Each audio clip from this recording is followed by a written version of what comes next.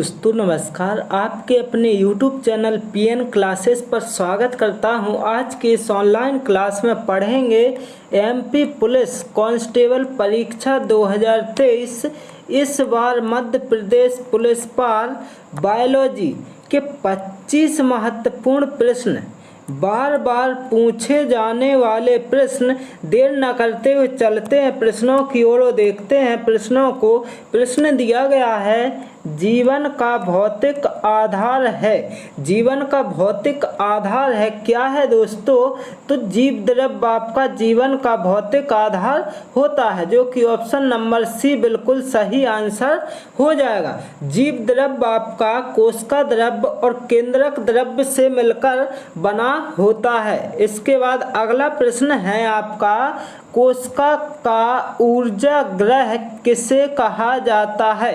कोशिका का ऊर्जा ग्रह किसे कहा जाता है दोस्तों?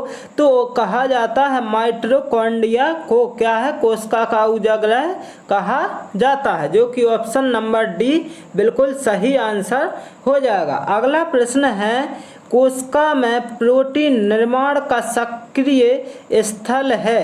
क्या पूछा गया है दोस्तों? कोशिका में प्रोटीन निर्माण का सक्रिय स्थल है तो क्या होता है? आपका सही आंसर हो जाएगा यहाँ पर ऑप्शन नंबर बी बिल्कुल सही, जो कि राइबोसोम होता है।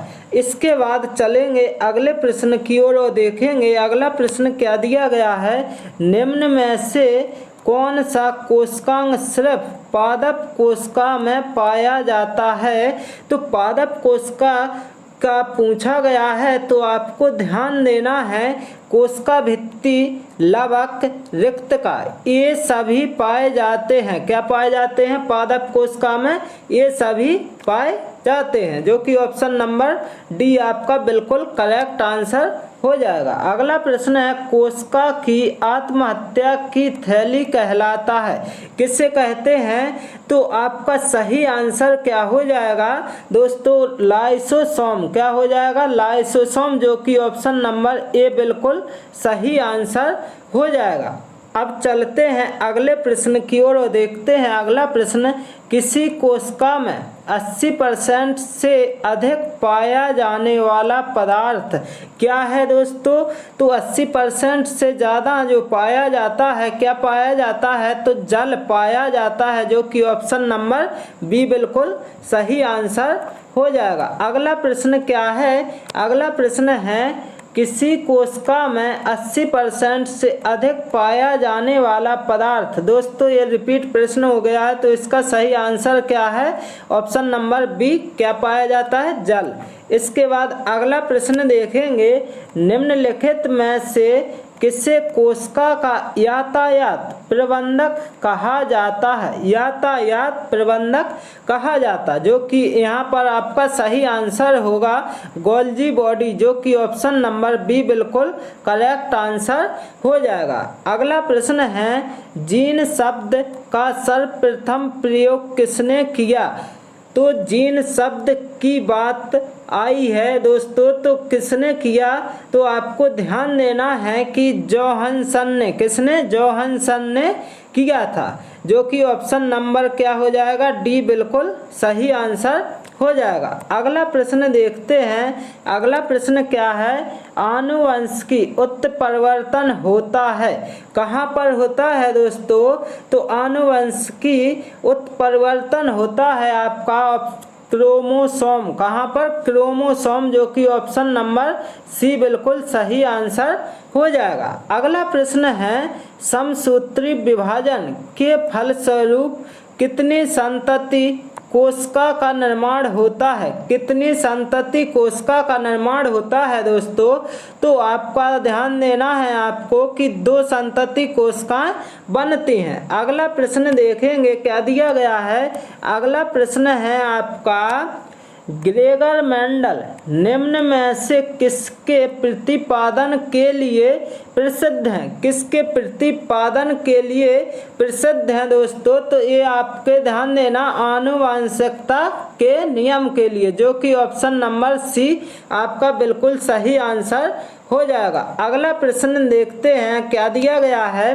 जीन उपस्थित होते हैं। जो जीन हैं आपके कहाँ पर उपस्थित होते हैं, तो गुणसूत्रों में उपस्थित होते, जो कि ऑप्शन नंबर बी बिल्कुल सही आंसर हो जाएगा। अगला प्रश्न है, कोशिका में पाया जाने वाला आनुवांशिक पदार्थ है। जो कोशिका है उसमें पाया जाने वाला आनुवांशिक पदार्थ क्या होता है, तो डीएनए होता है, जो कि ऑप्शन नंबर ए बिल्कुल सही आंसर हो जाएगा। अगला प्रश्न देखेंगे क्या दिया गया है।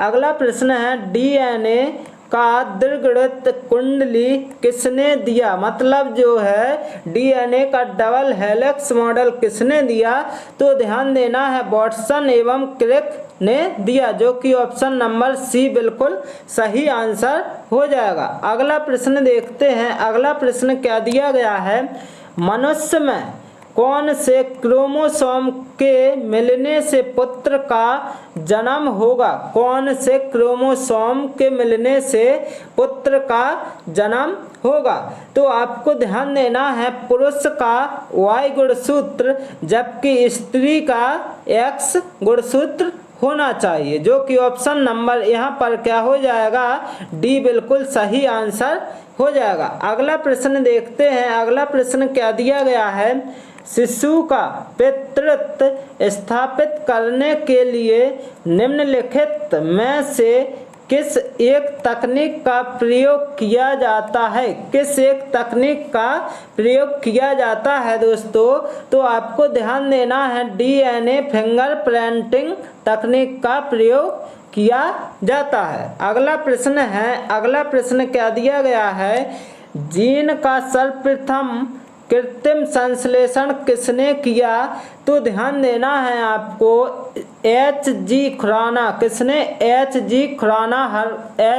खुराना हरगोविंद खुराना जी ने किया था, जो कि ऑप्शन नंबर सी बिल्कुल सही आंसर हो जाएगा।